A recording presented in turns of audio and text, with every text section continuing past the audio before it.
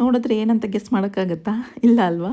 So healthiest form of salad. ಏನು sauce ಅಥವಾ ಏನು ಅನ್ಹೆಲ್ದಿ ಯೂಸೇ ಮಾಡಿಲ್ಲ ಇದರಲ್ಲಿ. ಮನೆಯಲ್ಲಿ ಮಾಡ್ಕೊಂಡಿರೋದು ಪಪಾಯ ಸಲಾಡ್. ಆ್ಯಕ್ಚುಲಿ ನಾನು ಪಪಾಯ ಕಾಸ್ಟ್ಲಿ ಆಗಿಬಿಟ್ಟಿದೆ ಇವಾಗ. ನಾನು ಆನ್ಲೈನಲ್ಲಿ ತರಿಸ್ಕೊಂಡಿರೋದು ₹113. ಸೊ ಏನು ಮಾಡಬೇಕಂತ ನಾನು ಪಪ್ಪಾಯ ಸಲಾಡ್ ಮಾಡ್ಕೋಬೇಕಂತ ಈ ಥರ ಸ್ವಲ್ಪ ಚೆಕ್ ಮಾಡ್ತಾಯಿದ್ದೆ. ಸೊ ತಾಯಿ ಪಪ್ಪಾಯ ರೆಸಿಪಿ ಸಿಕ್ಕಿತ್ತು, ಅದಕ್ಕೋಸ್ಕರ ಏನೆಲ್ಲ ಐಟಮ್ಸ್ ಹಾಕಿದ್ದೀನಿ ಅಂತ ತೋರಿಸಿದ್ದೀನಿ. ಆನಿಯನ್ನು, ಬೆಳ್ಳುಳ್ಳಿ ಸ್ವಲ್ಪ ಸ್ವಲ್ಪ ಸಾಕು, ಆಮೇಲೆ ಇದು ಈರುಳ್ಳಿ. ಇದು ನಾನು ರಾಕ್ ಸಾಲ್ಟ್ ತೊಗೊಂಡಿರೋದು, ರಾಕ್ ಸಾಲ್ಟ್ ಅಲ್ಲ ಇದು ಪಿಂಕ್ ಹಿಮಾಲಯನ್ ಸಾಲ್ಟು. ಈರುಳ್ಳಿ, ಗ್ರೀನ್ ಚಿಲ್ಲಿ, ಪುದೀನ ಸೊಪ್ಪು, ಕೊತ್ತಂಬರಿ ಸೊಪ್ಪು. ನಾನು ಸ್ವಲ್ಪ ಸ್ವಲ್ಪ ಖಾಲಿಯಾಗಿತ್ತು, ಅದಕ್ಕೆ ಸ್ವಲ್ಪ ಸ್ವಲ್ಪ ತೊಗೊಂಡಿದ್ದೀನಿ. ಜಾಸ್ತಿನೂ ನೀವು ಹಾಕೋಬೋದು. ಆ್ಯಕ್ಚುಲಿ ನಾನು ಹಾಫ್ ದೊಡ್ಡ ಪಪ್ಪಾಯ ಹಣ್ಣನ್ನು ಅರ್ಧ ಕಟ್ ಮಾಡಿಬಿಟ್ಟು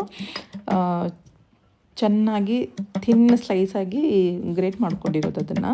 ಸೊ ಇದಕ್ಕೆ ಉಪ್ಪು, ಈರುಳ್ಳಿ, ಬೆಳ್ಳುಳ್ಳಿ, ಗ್ರೀನ್ ಚಿಲ್ಲಿ, ಆಮೇಲೆ ಒಂದು ಲಿಂಬೆಹಣ್ಣು ಫುಲ್ ಹಾಕಿದ್ದೀನಿ. ಆವಾಗಲೇ ನಿಮಗದು ಚೆನ್ನಾಗಿ ಟೇಸ್ಟ್ ಬರೋದು. ಇದು ಮಸ್ಟ್ ಟ್ರೈ ಆಯಿತಾ.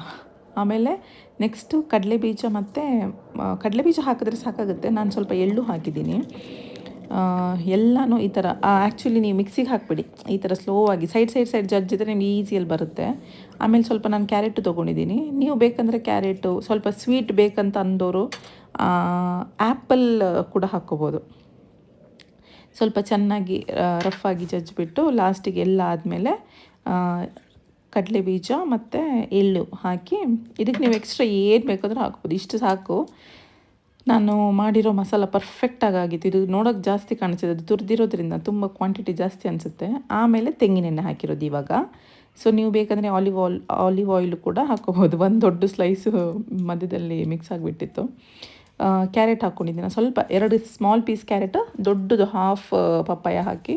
ಇದರಲ್ಲಿ ನಾನು 2 ಟೈಮ್ಸ್ ಥರ, ಅಂದರೆ ನೀವು ಫ್ರಿಜ್ಜಲ್ಲಿ ಇಟ್ಕೊಂಡು ತಿನ್ಬೋದು, ಬಟ್ ಫ್ರೆಶ್ ತಿನ್ನಷ್ಟು ಅಷ್ಟು ಚೆನ್ನಾಗಿರಲ್ಲ.